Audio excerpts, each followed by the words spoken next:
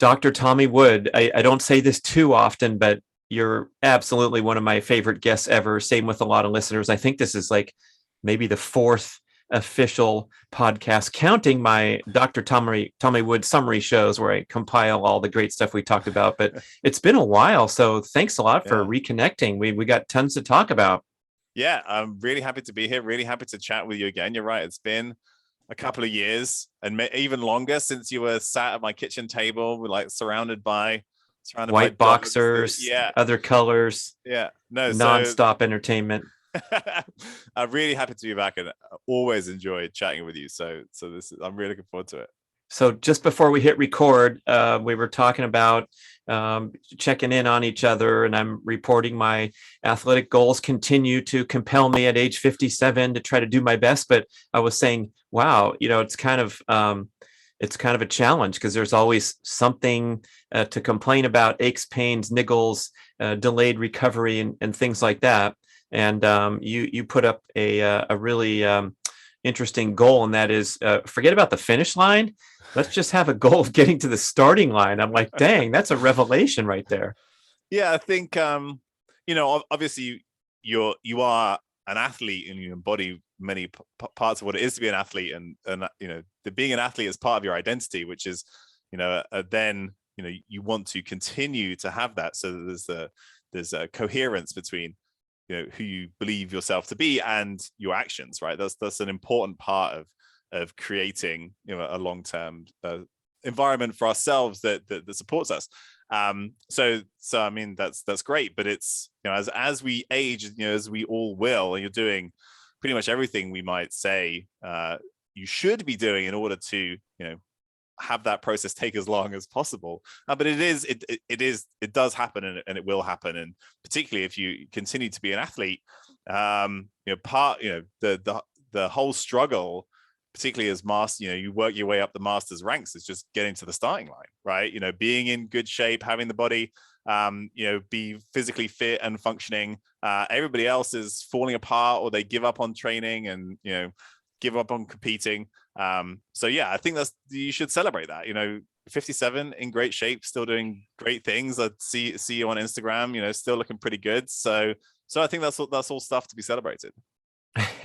Yeah, the identity of getting old is not as empowering as keeping that identity of an athlete, but it is a tricky situation. Mark Manson, Subtle Art of Not Giving a Fuck, he has an interesting line where he says, try to have as little of a self-identity as possible, and that self-esteem and self-concept is a myth.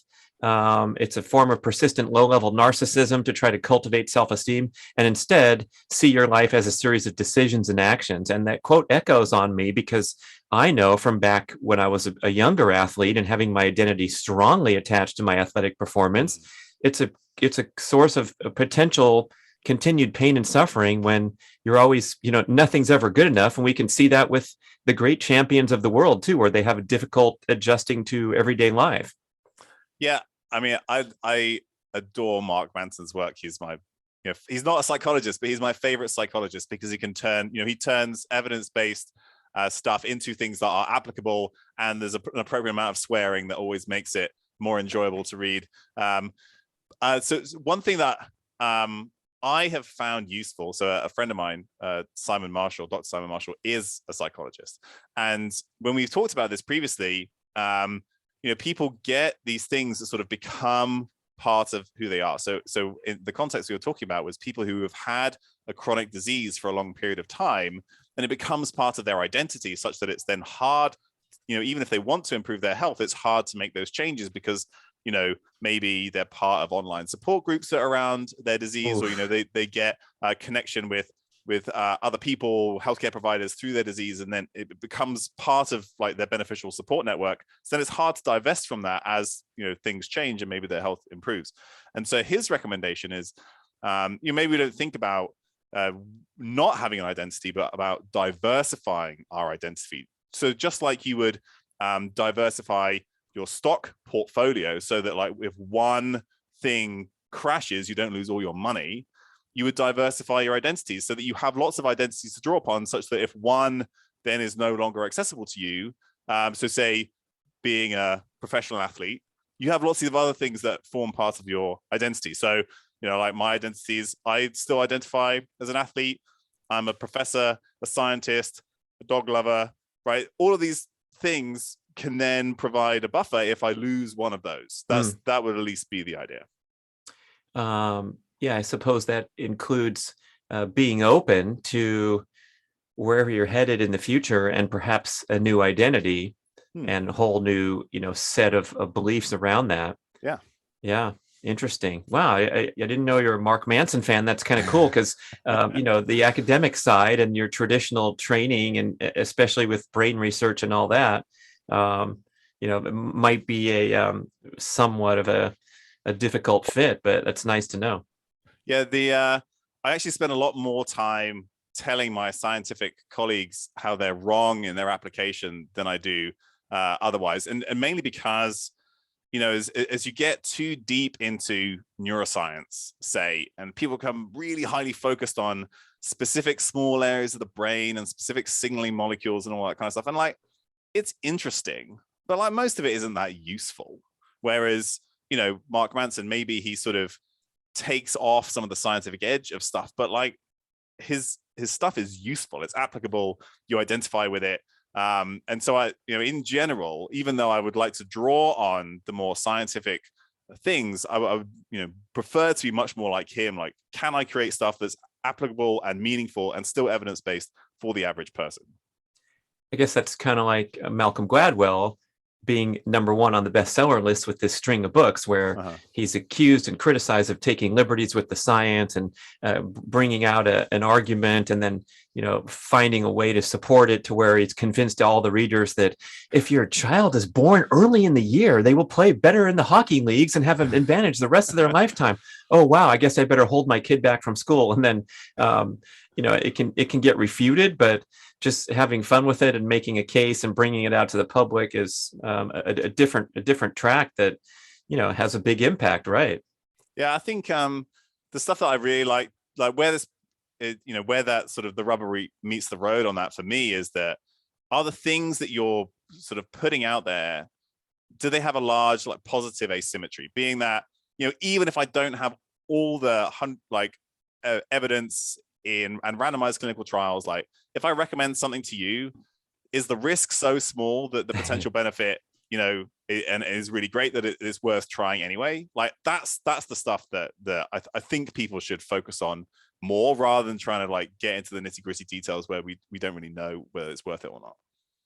Well, that kind of leads us to one of the topics I wanted to talk about, which you called the pathologizing of the extreme health pursuits, the biohacking, and how this can potentially be a net negative, or bring some negative energy into your life because you're so tightly wound about doing everything correctly and optimally, and being on the cutting edge at all times in every direction.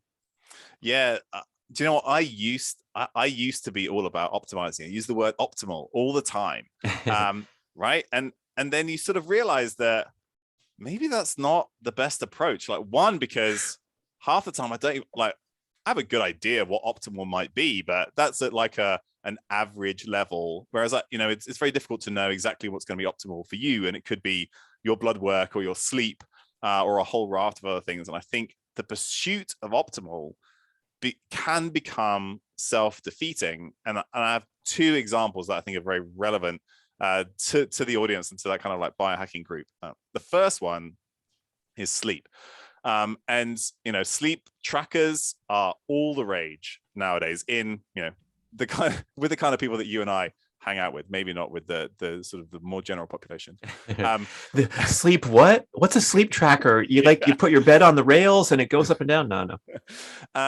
And so I'm really glad that people are focusing on sleep and trying to sleep better. I think that's important, and that message is even like permeating into the general public now. Like, it used to be sleep when you're dead, all that kind of stuff, and now we know that, well, if you don't sleep, then you will be dead. Sooner. So that will happen sooner. And although actually, I was giving a presentation to some health coaches this morning, like looking at sleep and risk of death it seems like you don't really start to see an increased risk of death unless your sleep regularly goes below 6 hours, which is actually less than I thought. Wow. So that's a meaningful thing. I think if we're telling people you have to sleep at least 7 hours or else all this bad stuff is going to happen, not necessarily supported by the evidence. But with sleep tracking, what happens is that the goal becomes optimizing the numbers on the tracker, whereas what the goal should be is getting restorative sleep that allows you to recover from your activities and be a more helpful, happy, healthful, cognitively performing person. And there's some issues with this. One is the quality of the data. So most sleep trackers, the data aren't great. They're fine for like tracking maybe trends over time, particularly if you're looking at sleep stages and stuff. But like if your sleep tracker tells you have X amount of deep sleep, you don't really know if that's true or not. And you also don't really know if that matters or not. But if we become hyper-focused on that number, right, then we start to lose, we start to lose the joy of sleep, right? It's this amazing thing which feels great, and we get, we should enjoy it, but there's actually a negative cognitive effect of becoming like hyper-focused on these numbers. So that's like one part that, and again, you're pathologizing this process that is supposed to be joyful and restorative. And there is some evidence, and actually I'm stealing this right from Mark Manson, because he wrote about this, where if you start to quantify and objectify a process or something in your life, you start to lose the joy in it. And so I actually, there were some papers on that I actually got from something that he wrote. So that concerns me. And then equally, we see something similar with continuous glucose monitoring. Or actually, I want to continue on sleep. So there was a nice study done on sleep where they took individuals and they put them in, like they had them in the lab. Then they had them sleep a certain amount of time, but they manipulated the clock time. So that brutal. Yeah. They signed off their rights before they started the study to get hosed. Yeah, I love it. You slept either 8 hours or 5 hours, and then you were told you slept 8 hours or 5 hours, but they crossed them over. So you had people who slept 8 hours and were told they slept 5 hours, and vice versa.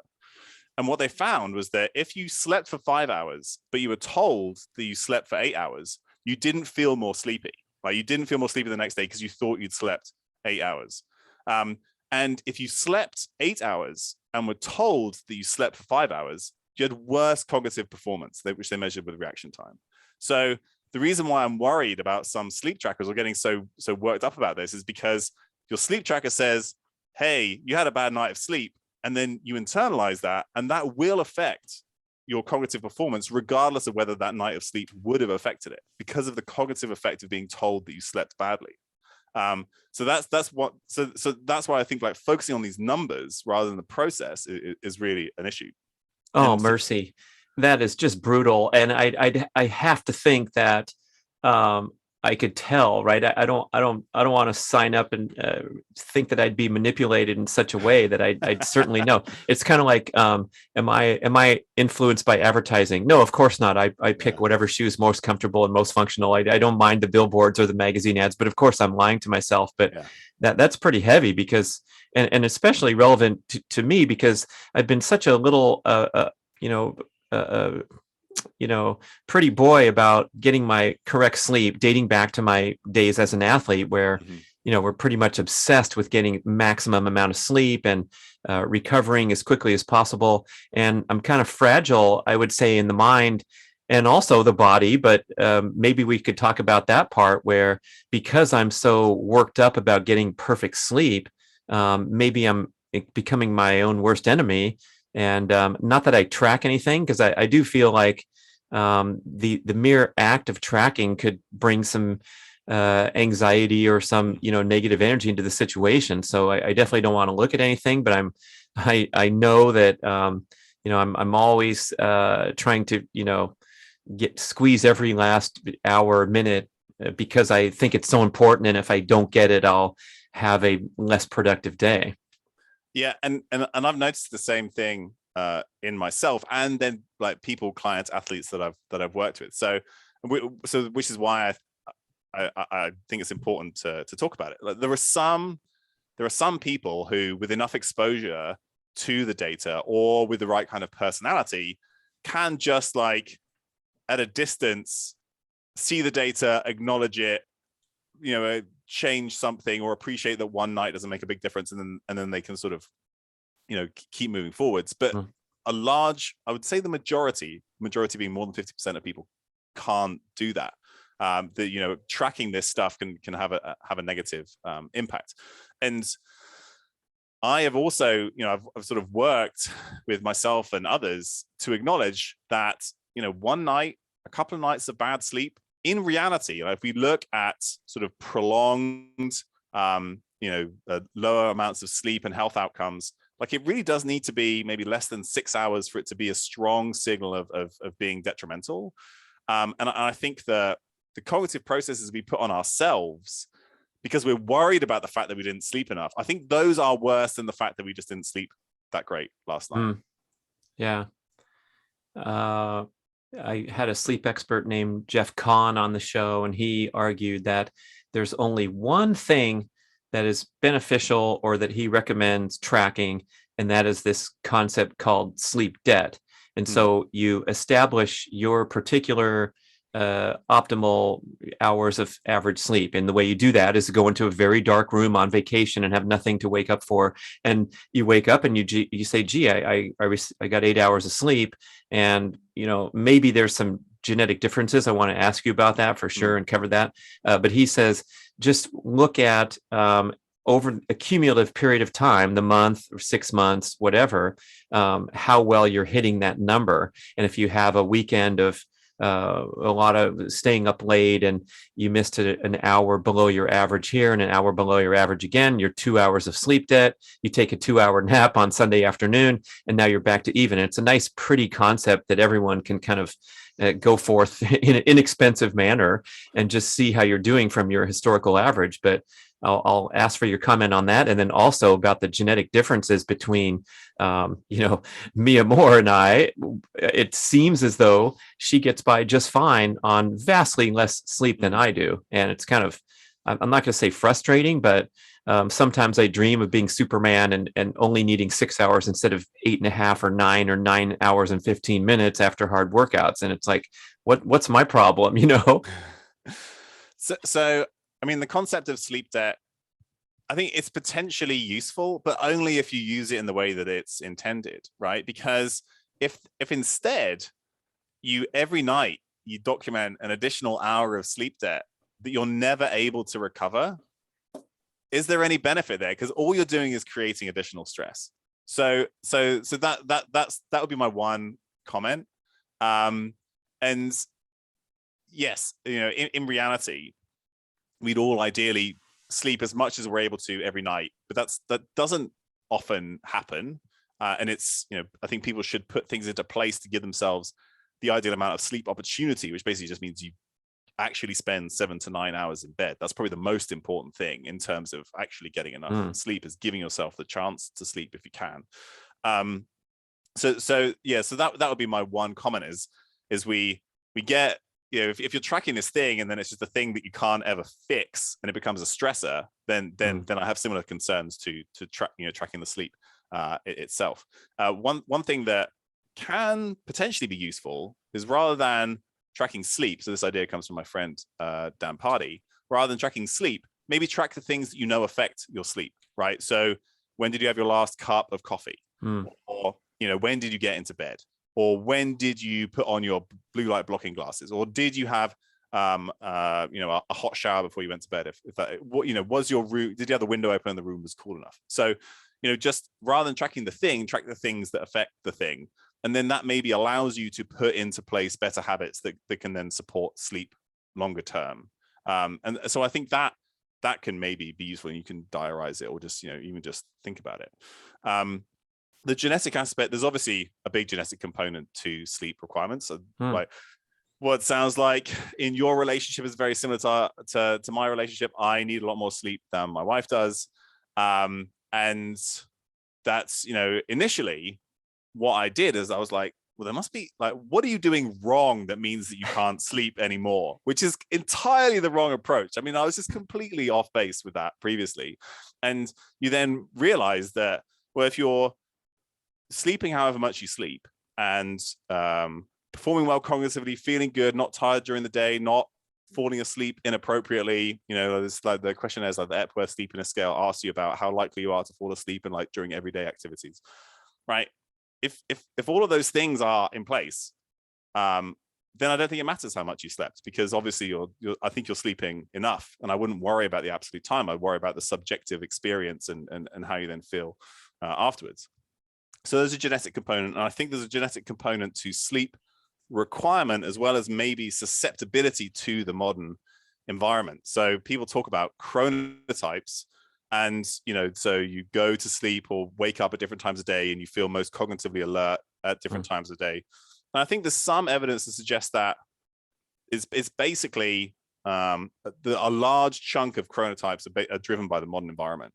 Because when you take night owl, isn't that interesting? I'm a night owl. I can't stop watching Netflix until 2 a.m. Oh, is that so? What about when you're on a camping trip? Geez. Yeah, exactly. So that's the right. So these are studies done at University of Colorado Boulder, where they take people and they go camping, and the night owls, people who are normally awake late into the night, their circadian rhythm starts to shift to be closer to morning larks. People who are more awake early in the day will go to sleep early in the day. So my hypothesis, and there may be something else entirely that's driving it, but if there's a certain, it may be that it's a genetic susceptibility to light at night or other stimuli at night that then keep you awake later, that create shifts in your circadian rhythm, which are present in some people rather than others. It could be something else, but we know, or we think we know, that if you put people in a natural light environment, that their circadian rhythms will get closer together. They won't necessarily perfectly align, but they'll be much less starkly different than they were previously. So there's probably an environmental component to sleep requirement as well. And so like if you're doing a huge amount of working out, you're probably going to sleep more, so that may be a difference too. And all these things will kind of stack up. Is there a strong correlation there from energy output to increased need for sleep? So I don't know if it's energy output necessarily. I mean, there's going to be a component of repair requirements, but one of the driving factors is an increase in body temperature, which is caused by exercise, and then that seems to correlate with accumulation of metabolites in the brain that drive sleep, like adenosine. So there's the process of using up energy through exercise creates heat. That heat is then part of the picture of creating an increased sleep drive. So how does that line up with all this talk about getting your body temperature cool so that you can fall asleep, getting on your chili pad, taking a bath, and then having that cooling response? Yeah, so well, I mean, it's part of it. You sort of like you have one before you have the next, and people will so the act of going to sleep, melatonin release, getting down into deeper, getting down into sleep itself requires, or the body cools itself as part of that process. And so if you heat yourself up beforehand, so people may have had a hot shower or gone in the hot tub or something, and they feel really hot bath, feel really sleepy afterwards. That's because rapid loss of body temperature is one of the triggers for sleep, and you accelerate that if you heat yourself up beforehand. So getting hot and then cooling down is one of the triggers for sleep. So it kind of ties into it that way. What other areas of concern do you see with this pathologizing of extreme health pursuits? Maybe a diet would be an obvious one to talk about, but whatever you like, including fitness and training and keeping to your training schedule. And I've spent so much time in the endurance community where I've talked plenty about how I identify all these unhealthy attributes to this type A competitive drive to put in your hard work and stay consistent. And I question whether consistency is even appropriate for, this consistent application of heavy stress when you're pursuing these athletic goals. And I think it was your quote that today's elite performing athlete, whether it's CrossFit Games or Iron Man is doing 6 times more training than the hunter gatherer or something like that. Yeah, it can. So I think the most extreme difference is the Tour de France cyclists, where they're just that's the biggest differential, and that's true. And I think so we can certainly start with that and then get into diet. It all has to come back to what the goal is, right? So if you are a professional athlete and your athletic performance pays the bills, then consistent performance, consistent training, consistent recovery is incredibly important, right? As part of a periodized cycle or competition cycle or season, right? I think that's important, and particularly because it supports your livelihood, I think you have to do that. Kidding yourself that volume of exercise is beneficial to your health, I mean, we think that's not true. At that point, you're at the pointy end of athletic performance, particularly with endurance volume. You're probably going to start paying that back later. Increased risk of atrial fibrillation, maybe some other detrimental factors, increased risk of infections. We certainly see a very high volume trainers. We start to see some changes in the immune system that are similar to those that we see in people who are insulin resistant with metabolic syndrome. And that seems to be part of this continuous inflammatory process. Increased oxidative stress then affects insulin signaling, and with high intensity exercise repeatedly in like an overtraining or overloading period can actually start to create some things that look like insulin resistance because of that stress. So yes, you may then adapt and perform better later, but don't tell yourself that this is going to make you live longer, because the evidence suggests that it won't. You can have too much of a good thing. Sorry, too much of a good thing. And in reality, the kind of volume that looks optimal for long-term health is going to be 30 to 45 minutes of brisk walking and lifting weights a day. Like, that's it. Maybe you add some sprinting in there occasionally. The volume that you need to get maximal benefits from exercise is much, much smaller than what those athletes are doing. In the consistency phase, or sort of like consistency realm, I still think it's important to be consistent if it's consistency in behaviors that sort of like support your long-term health. So, consistently just doing some exercise, or consistently, eating a diet that supports your health. And that doesn't, and the other side of that is acknowledging that sometimes that doesn't happen. And actually that one meal or that one night of sleep or that one missed workout doesn't really matter. But for long-term health, getting it done 80 to 90% of the time, that's what really matters. So consistency can be important, but don't kid yourself that like the absolute maximum of everything is going to be beneficial. Then you do potentially see a detriment. And the other thing that comes from that, there was a really interesting study using NHANES data where they looked at individuals and they looked at how much exercise they did with I think they had pedometers. So they actually measured activity. And then they asked them, how much do you think you do compared to people like you?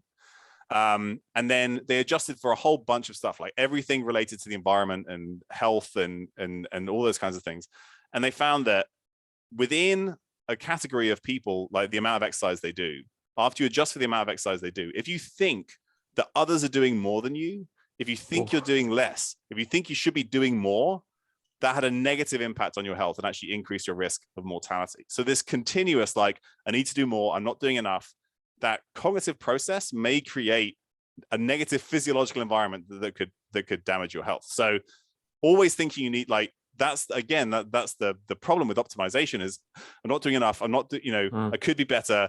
Everything needs to be improved. I'm not at optimal yet. I think that negative thought processes can actually affect our physiology.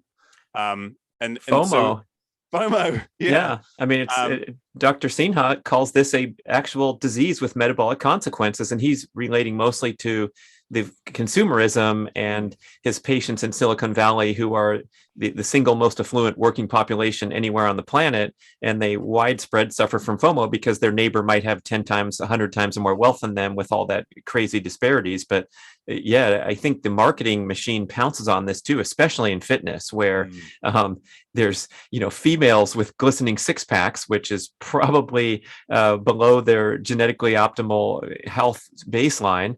But if you're not up to that standard, you're going to keep sweating in the gym and feeling like less than until you break through. And then meanwhile, you're purchasing a lot of goods and services that are promising that. Yeah. And I think you're right. It's a lot of it is probably deeply tied into this. Comparing yourself to others, always thinking that, the grass is greener or somebody's better. And I think, to the extent that people can work through that process, you realize that, probably, so acknowledging that you're doing enough in both in the fact that it doesn't, you probably are doing a huge amount for your health already, right? Somebody who eats home cooked real food, gets 7 hours of sleep a night, goes to the gym 2 or 3 times a week, walks the rest of the time, right? That person is already doing all the things that we think are optimal, right? Maybe they walk and go and meet a friend, so there's some good social connection, right? So acknowledging that you're doing enough is important, both because you probably are doing enough, or a lot of people are doing enough in there, right? One, because it's true, and two, because it's true. Good for your mental health. Exactly. And then it's also not detrimental to your mental health, which we know that these sort of comparisons can be. And again, I think we're talking about overall long-term health for the average person. That in the elite performance environment, we have to take a different approach usually, but again, acknowledging that's not necessarily, we're sort of maybe borrowing from some future health in order to perform now, and that's fine. You just acknowledge that, and that's part of it. There's no problem with that. We just need to know that that's the case. With the diet stuff, so continuous glucose monitoring has become, so continuous glucose monitoring has created has supported the pathologization of food. And don't get me wrong, food is, has a massive effect on our health, and I'm not saying that it doesn't, because it does. However, I would argue that most people who do continuous glucose monitoring don't need to do it. Outside of diabetes, there is some data that suggests that continuous glucose monitoring improves health outcomes in people with diabetes, and can also improve their behaviors, because they'll eat something, they'll see a massive glucose spike, they'll see that they need to inject more insulin, and that can actually improve, maybe start to improve some of their health behaviors. In biohackers, I think there is a potential utility of identifying foods that for you cause big spikes in blood sugar, because we know big spikes in blood sugar can cause blood sugar crashes. It can affect the sympathetic nervous system. It can affect cortisol release, right? So it can affect hunger later on. So big spikes in blood sugar are probably something that we want to avoid happening frequently. I think we can agree on that. And we should also now agree that the glycemic index of a food is a completely useless piece of information that means nothing to anybody, because we know that how individuals respond to foods, carbohydrate containing foods, incredibly different from person to person, right? You and I can eat the same banana and they have a very different, like I could have no spike, you have a big spike, and then we eat a piece of cake and I have a big spike and you have no spike, right? And there's nothing from the glycemic index or the ingredients in the food that would necessarily tell us that. So if you did say 2 weeks of continuous glucose monitoring, okay, maybe you identify something that you eat regularly that you thought was pretty good but caused a big spike in blood sugar, and then you'd be like, okay, maybe I'll eat less of that. That's useful information to have, and I think that that's fine. What I don't understand is why you would then continue to monitor for more than 2 to 4 weeks, because we eat the same thing again and again and again and again and again. Like, we're creatures of habit. I eat the same thing multiple times during the week, right? And so if I just monitor myself while I eat those things, that's all the information I think that I need. Because what then happens if you continue to monitor is you create an anticipatory stress response to the food that you're about to eat, right? And I've seen this on Instagram where people, they have continuous glucose monitors and they're like, I'm going to eat this piece of cake and it's going to cause this big spike in blood sugar and I'm already stressed about it. And the thing is that, yes, okay, the cake is probably going to cause a spike in blood glucose. I would argue that if you're going to enjoy that cake in the right scenario, I wouldn't worry about it. But equally, we know that if you anticipate a bigger blood sugar spike, you will have a bigger blood sugar spike. So there was a study done by Ellen Langer. This was in diabetics, but she gave them a milkshake, and they crossed over, right? So 2 different milkshakes. One milkshake, and they got to read the nutrition label So like, this is how many carbs are in here. And obviously diabetics, particularly if they inject insulin, they know, right, I eat this many carbs, I have to inject this much insulin. So they look at this, they have a high carb milkshake and a low carb milkshake. And they see that, unsurprisingly, the high carb milkshake causes a much bigger blood sugar spike than the low carb milkshake. The problem was that it was the same milkshake both times.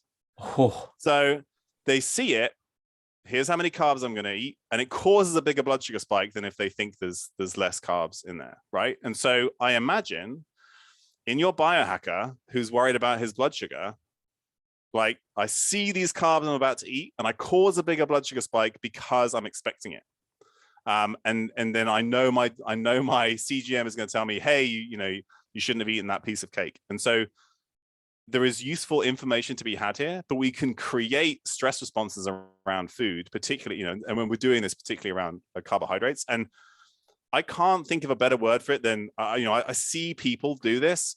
It is disordered eating. Like, it is an eating disorder, like worried about the amount of blood sugar spikes you're going to see on your CGM because of the cake that you just had.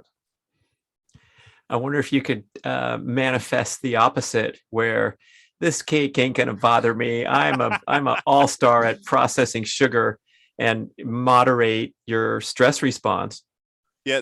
So I believe that is true and possible. Like, we know that the placebo effect works, even if you know that the placebo is a placebo.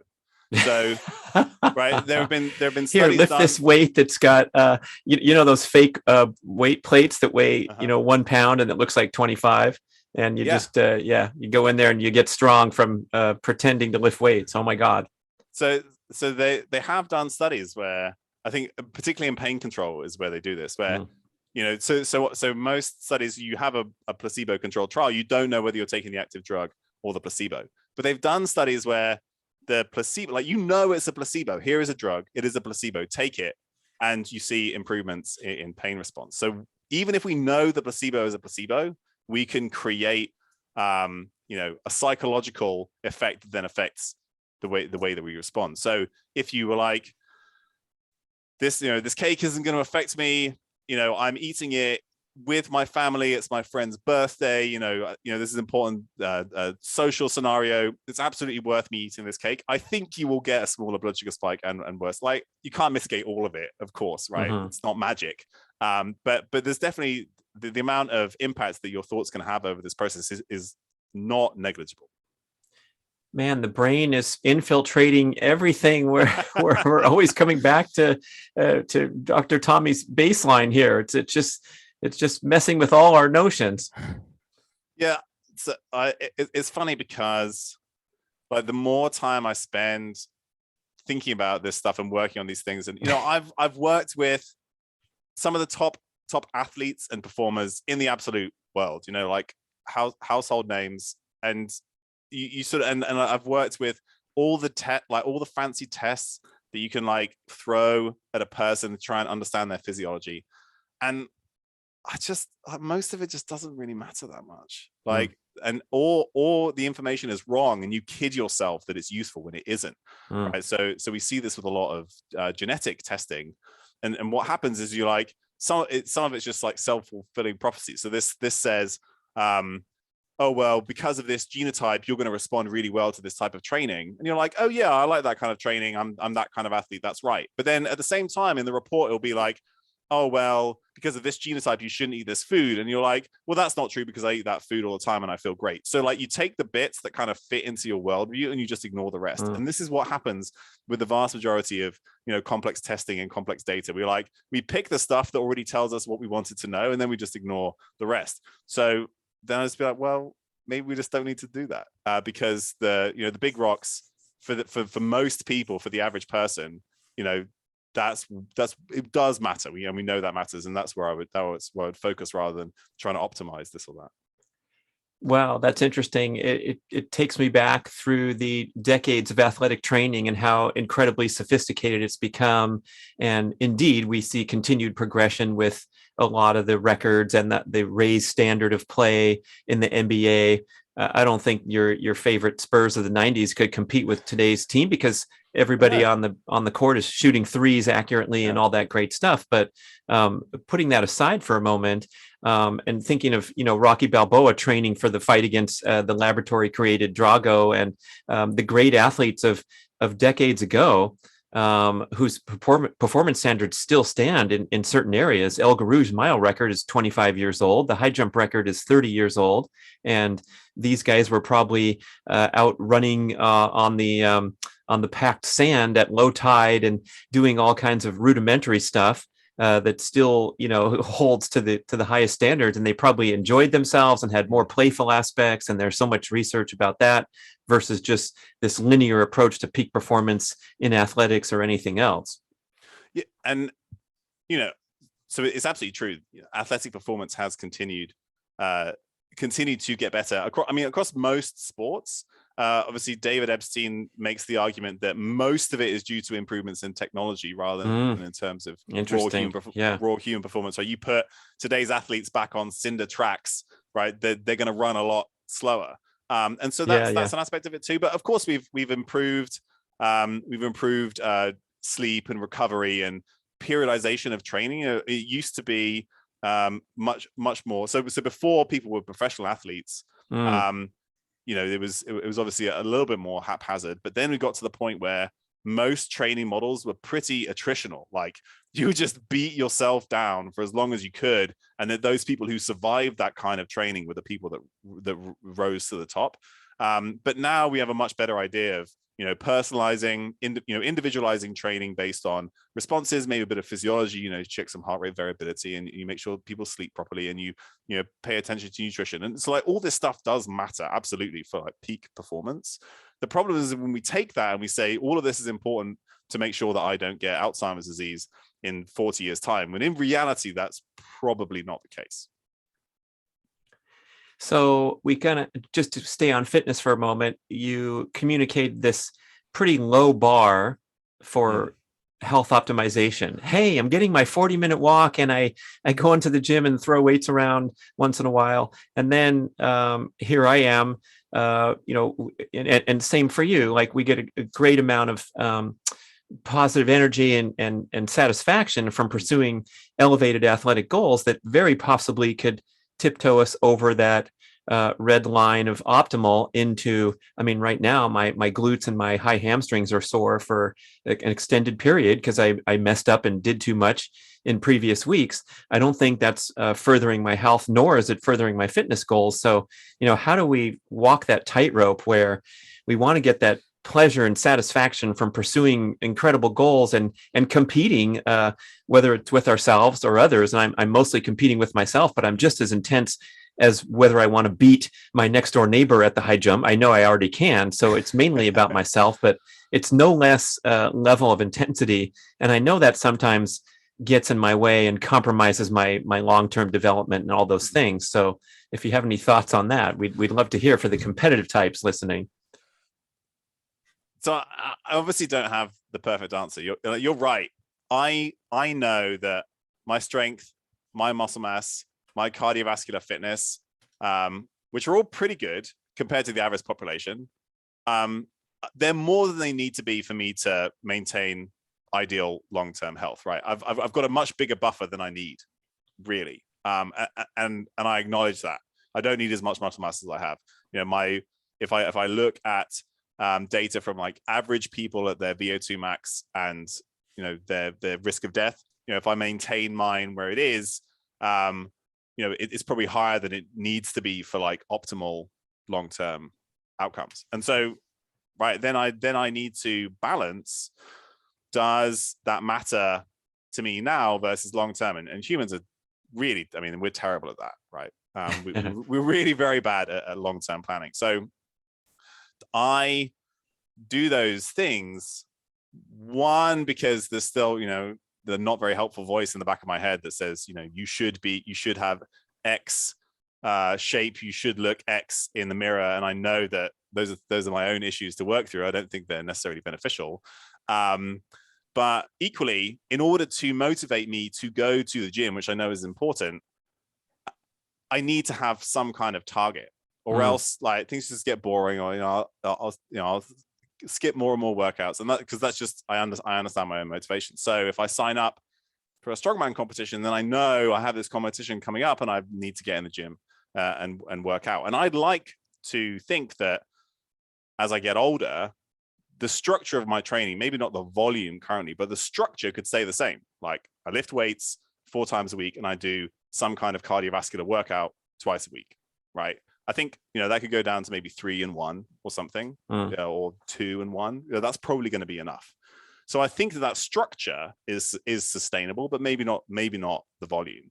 And I'd like to think that I could compete as a master strongman when I'm 60, right? That would be a nice goal, right? So I think there is a part of you which is, what do I need to do in order to keep myself consistent and keep doing these things that I know are beneficial, versus just being honest with yourself about what is it that I think I want now versus what's going to be beneficial in the future. That doesn't mean that gives you an answer, but I think you should just know, right? So like I said, I know that I don't need as much muscle mass as I have to survive a long time. Right. And actually, I don't even know. So this is the interesting thing for me. It might be bad, right? The amount of muscle mass that I have, and I don't, again, I'm not, if you look at Instagram, I'm not like the biggest or the strongest person by miles. Nevertheless, miles. people, this modest man here is pretty jacked, especially if you're lining up the professors at UW or whatever other population you mix in. A picture of fitness for sure. But yeah, it's an excellent question to ask. Like, yeah. So the reason why I'm making this point is that, right. So again, depending on who I compare myself to, right? Not that big, not that strong. Compared to the population, I am big and strong. I appreciate that. However, if I want to look at study, and I've done this recently, I've done these like statistical analyses of population data sets myself, looking at, say, muscle mass and how long people live. There is nobody in a population data set that I can get hold of that looks like me, that has my body composition, right? So I know what the average person, the amount of muscle mass the average person could have and would live along, in the general population. And I think that's useful. So I can give recommendations about that. But if I was like, well, if I found somebody, with this amount of muscle mass and this amount of body fat, how long do they live? I don't have that data. I just don't know, right? There's a theoretical possibility that those people die sooner, but we just don't have that data. So it's worth bearing in mind that when we think about things like cardiovascular fitness and muscle mass and longevity, we're talking about data from truly average general population people, right? And then you or I, right? There's nobody in NHANES who has the body composition that you do, Brad. So NHANES being like this big population data set in the US where we look at this stuff. Interesting. That's like the Cooper Institute, the famous study that I talk about a lot, of the competency in the 1 mile run at age 50. And they laud that very highly, even better than blood pressure readings and blood markers. And so they have a lot of people went through it. Tens of thousands of people did their time in the mile at 50. And if you were under 8 for male, under 9 female, you were exceptional. And if you were over 12 or over 13, you were in the needs to improve high disease risk category, that you couldn't even go when asked to go all out, mind you, with a stopwatch and a white lab coat and clipboard.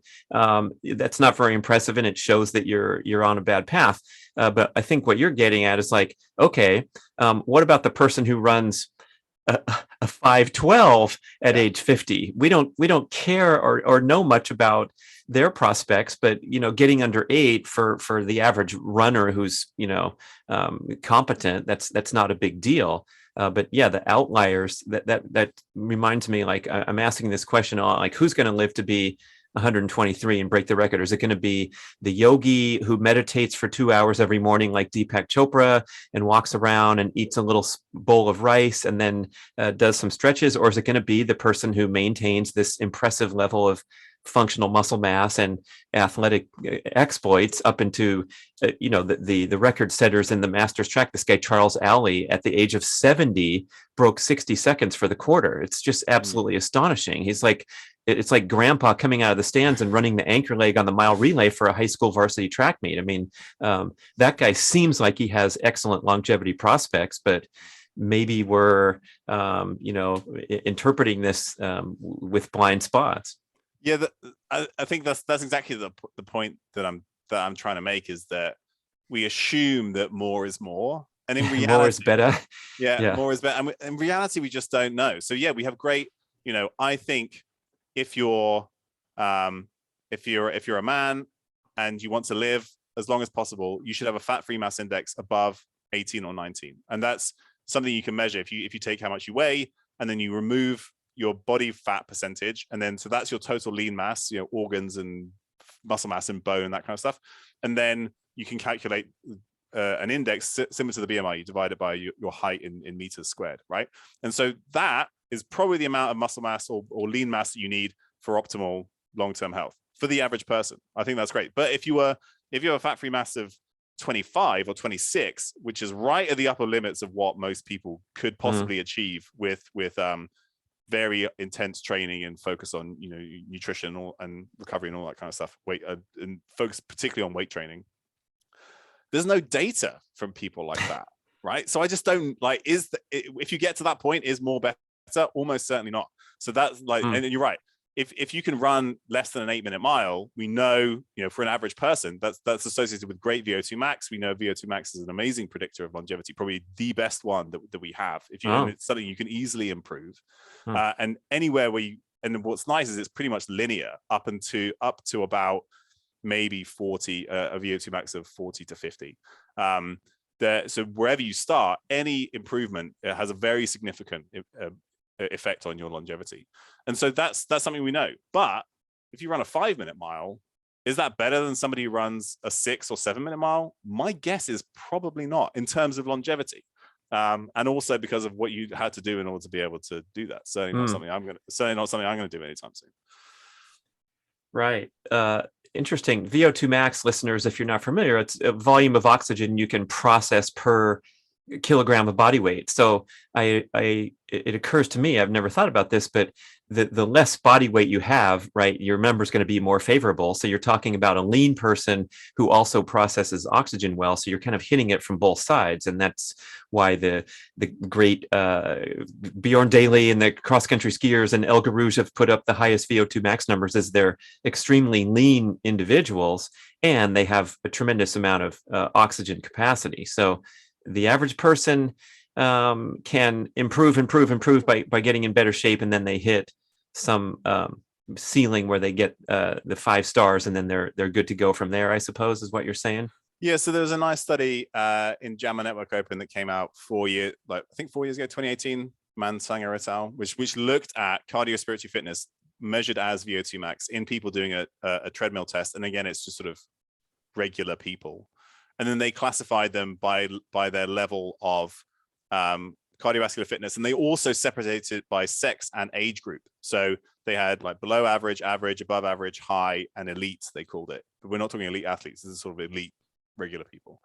And you can actually I can send you this table and you can like read it off and be like, here's my age, here's my VO2 max, and like, here's where I stand. And then you can see how that correlates with longevity. And again, it's not, so in somebody my age to be in the like above average or high group, you need a VO2 max of around 40 or 45. So, I mean, that's fairly high, but it's not elite athlete by any stretch. So, these are sort of average people numbers.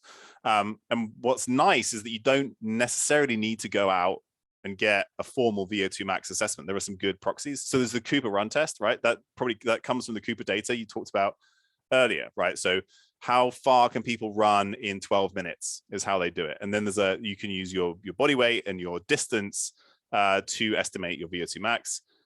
If you prefer a rowing machine, then if you get on a Concept 2 rower and you row 2K, 2,000 meters as fast as you can, then there's a calculator based on a couple of studies on their website that can estimate your VO2 max. So there are like ways to estimate this.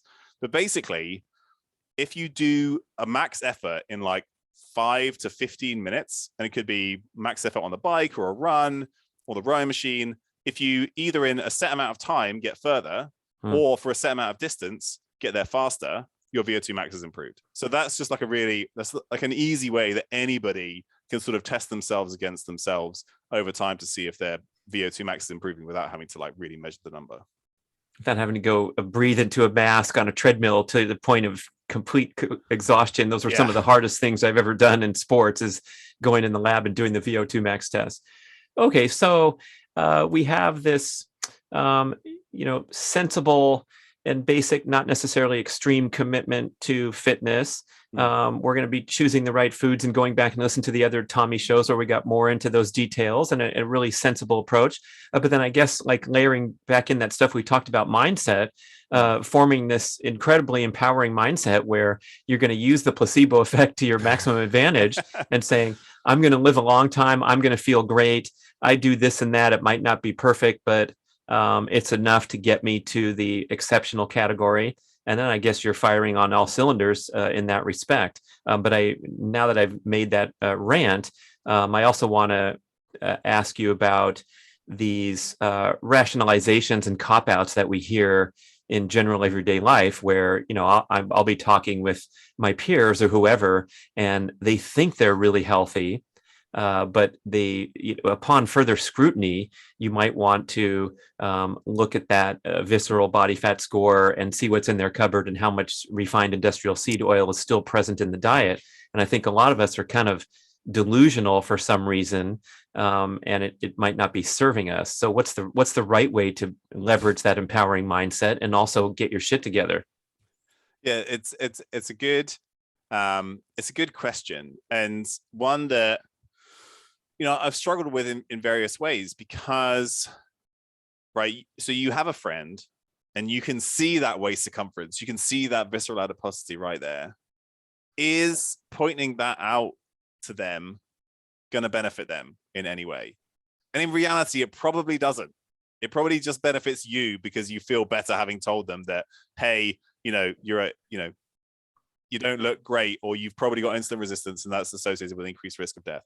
So the starting point has to be, are you somebody who's in a place who's interested in identifying things and making changes, right? So like just offloading this stuff onto other people, I don't think is particularly useful. So there's two parts to that. One is that the vast majority of people probably who listen to this podcast already do all the things that you said. And I just want to reiterate that if you have a reasonably good muscle mass, you don't have insulin resistance, you get 7 hours of sleep, you move for 30 to 45 minutes every day, you don't smoke, you don't drink a lot of alcohol, and you have good social connection, you already have probably added 20 years to your life. Like, not even joking. Like, compared to the average population, like that's the size of the effect that we're looking at.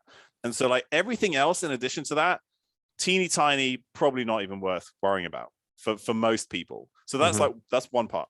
The other part is, so for others who maybe aren't in that scenario, you need to find the thing that they're interested and motivated to change, right? Or find a way to help them find that motivation if there's something that they're interested in. So it just goes back to, so if somebody's like, my dad had a heart attack at 60 and I'm starting to look like him in the mirror, right? Is that the motivating factor? Then that then opens the door. And it's like, well, here are some things that we know will improve your health outcomes, even if you don't change how you look in the mirror, right? You can take a weight neutral approach, which can be, or body composition neutral approach, which can be really beneficial to some people, right? Just go out and walk for half an hour a day. May not change anything else, but dramatic effect on your health. Or, maybe it's, here we're removing refined carbohydrates or refined seed oils, that's, just remove those from the cupboards, maybe that's the thing, and then waist circumference comes down. So I think it's a matter of finding what motivates the person. And then sort of beyond motivation, again, this is something I've learned from Simon Marshall, more important than motivation is commitment, because motivation fluctuates. Like today, I don't really feel very motivated to go and do my workout. I have to go and do repeated sprints on the rower as part of my program. And to be honest, I hate it every time and it sucks. It really sucks. But I'm committed to doing that because I know I have a competition in 6 weeks and it's going to help me perform right. So I'm committed to doing it. So being committed to something is more important than having motivation, because motivation fluctuates. So again, finding something that helps you be committed to a change, and then, go and, even though it's not all evidence-based and some behavioral psychologists like hate bits of it, because it isn't, it's applicable and it's useful and it speaks to people. Go and read Atomic Habits by James Clear, where he sort of breaks down how you start to build these things into parts of your identity, but also just make it so that it happens automatically, right? Be it that, a 10-minute walk every day, or changing little bits of your diet or little bits of your sleep. That's kind of how I'd approach it. Although, going back to the fact that most of the people who listen to this, my guess is they're already doing those things. So then just celebrate that and enjoy it. Hope so. Right. So if we've added that big fat 20-year chunk, now we're getting up into life expectancy of, I guess, 90 instead of 70 or whatever you want to throw on there. And then to go further, it sounds like we don't have a definitive answer, and that more is not better in many ways, including muscle mass, including aerobic, cardiovascular, athletic fitness, including extreme dietary scrutiny to the extent that we're militant about it. Don't need to have that monitor on for the next 3 decades straight in order to achieve the thing. So what is that distant zone there if we aspire to go into the centenarian category? Genetics, I mean, good luck. So then like genetics plays a huge role. And there are other things that become important. So maybe you keep an eye on things like so some regular blood testing, right? That that's where I think things become useful. So maybe you look at hormone levels, nutrient status, and just like ticking off the things that are obvious. So really dysregulated blood glucose or blood lipids, or inflammation, right? Inflammation is one of the best predictors, or lack of inflammation is one of the best predictors of living a long life. And then if you do have elevated inflammation, is it an injury? Is it dental disease? Is it some food intolerance or an infection or something, right? So just stuff like that, that you could probably add a few years there, certainly. But everything else, I honestly don't think we know. The majority of longevity supplements or drugs that people might recommend currently, metformin, resveratrol, I think, or the data suggests that in people who are physically active, metabolically healthy, good body composition, I don't think they're going to be beneficial, and they may be detrimental. Then so there's a couple of studies in supposedly healthy older adults, at least they don't have diabetes and other things. If they're taking metformin, they respond on average. So it's not like there's variability, as there always is, but on average they'll respond less well to an aerobic training program and less well to a resistance training program. They'll gain less VO2 max on average and less muscle mass on average if they're taking metformin versus placebo. So if you're somebody who's doing all the things we've talked about, I don't think there's any evidence that those things are beneficial, and they may be detrimental. Other stuff like rapamycin is probably going to be is the next big longevity drug. It's being studied in multiple ways, including the dog rapamycin study at the University of Washington. We don't have the answer there yet. It's possible. It works in pretty much every animal model that you could imagine, but we don't have good evidence for humans yet. But it's coming. But it's not at the point yet where I'd be like, this is so good that I would just like recommend it to everybody. I think all of these things, the drugs and all this other kind of stuff that we're recommending, I think the biggest signal is in people who are already down the pathway of chronic disease, and then there's probably benefit. But if you've managed to do all the stuff that we're talking about and you're still in pretty good shape, I'm not sure what additional benefit they're going to provide. Hey, people.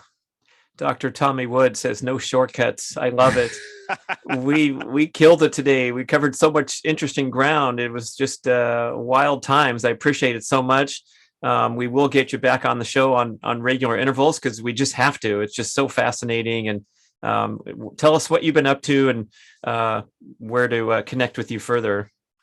Sure. So I think over the time period that you and I have known each other, I've become more and more of a professor and academic. Obviously, I still do this kind of stuff. I still try and find ways to apply the science to real people. But my day job is running a lab at the University of Washington, and doing animal studies and trying to figure out how to treat brain injury. That's the majority of my work. People can either look me up on PubMed if they're really interested in that kind of stuff, or Instagram is probably the place that you're most likely to find me. I'll usually post interesting quotes that are very relevant to this arena, or maybe you'll see a picture of something that's happening in the gym, or a picture of a white boxer. Occasional rare photo of the magnificent animal, the white boxer, and it is a real thing, people. It's worth following you on Instagram just for that, and all the other great stuff too. Yeah, so at Dr. Tommy Wood, come and find me, hang out with my white boxer Bowen. She'll be highly appreciative. Thank you so much, Tommy. Thanks for listening, everybody. Da, da, da, da, da, da.